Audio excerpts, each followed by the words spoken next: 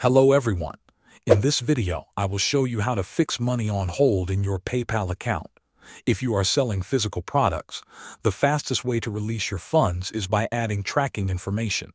Go to your transaction, click on Add Tracking Information, and enter a valid tracking number from a supported courier.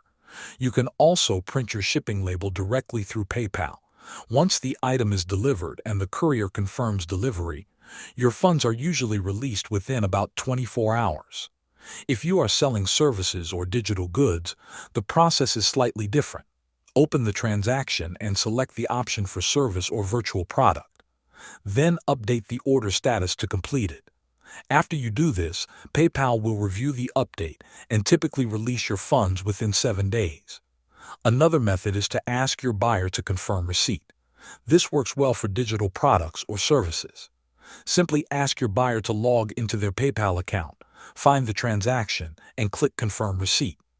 Once they do this, the funds are released immediately. Always keep your account in good standing by providing accurate information, shipping on time, and maintaining good communication with buyers. This helps reduce future holds. Thanks for watching.